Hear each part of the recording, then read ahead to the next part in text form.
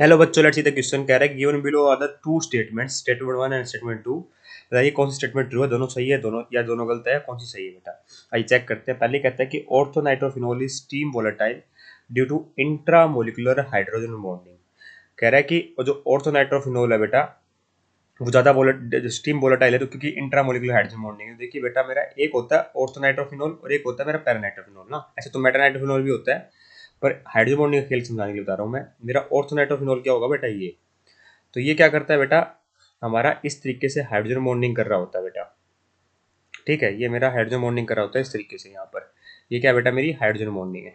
ठीक है, और इस टाइप की हाइड्रोजन बॉन्डिंग जिसमें बेटा इंटरेक्स, हाइड्रोजन बॉन्डिंग है क्या, एक टाइप की इलेक्ट्रोस्टैटिक अट्रैक्शन ही है। हाइड्रोजन और more electronegative atom like fluorine oxygen nitrogen के बीच में, यहाँ पे ऑक्सीजन और हाइड्रोजन के बीच में हो रही है बेटा ये। ठीक है, तो इससे फर्क क्या पड़ता है बेटा, थोड़ी सी बॉन्ड स्ट्रेंथ बढ़ जाती है ना। एक बात इसमें हो रही है बेटा। अब इसको कंपेयर करूंगा पैरानाइट्रोफिनोल से, है ना, पैरानाइट्रोफिनोल से। तो इस टाइप की हाइड्रोजन बॉन्डिंग जो with in the same molecule होती है बेटा, उसको बोलते हैं इंट्रामोलिकुलर हाइड्रोजन बॉन्डिंग। क्या बोलते हैं बेटा, इंट्रामोलिकुलर एच बॉन्डिंग बोलते हैं इसको। With in the same molecule हो रही है बेटा। और ये देखिए बेटा, मेरी अगर मेरा पैरानाइट्रोफिनोल होगा तो कैसे हाइड्रोजन बॉन्डिंग शो कर रहा होगा। ठीक है, ये मेरा पैरानाइट्रोफिनोल हो गया बेटा। ठीक है, तो ये दो मॉलिक्यूल के बीच में हाइड्रोजन बॉन्डिंग शो करता है कुछ इस तरीके से। देखिए ध्यान से यहाँ पर,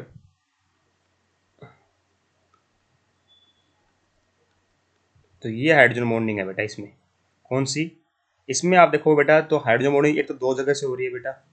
ठीक है, तो इस टाइप की हाइड्रोजन बॉन्डिंग दो मॉलिक्यूल के बीच में हो रही है, मतलब सेम कंपाउंड के दो मॉलिक्यूल के बीच में हो रही है बेटा। तो इसको बोलते हैं मेरी इंटरमोलिकुलर हाइड्रोजन बॉन्डिंग। तो आप ये बताइए, देखिए ही ज्यादा स्ट्रॉन्ग हाइड्रोजन बॉन्डिंग किस में हो रही है, ऊपर वाले में या नीचे वाले में। ऑफकोर्स नीचे वाले में बेटा, सरफेस एरिया भी इंक्रीज हो रहा है। ठीक है, साइज भी इंक्रीज हो रहा है, और साथ में बेटा हाइड्रोजन बॉन्डिंग भी दो दो जगह से हो रही है ना। इस कारण से बेटा ज्यादा स्ट्रॉन्गर हाइड्रोजन बॉन्डिंग किस में हो रही है, मेरे पैरानाइट्रोफिनोल में हो रही है।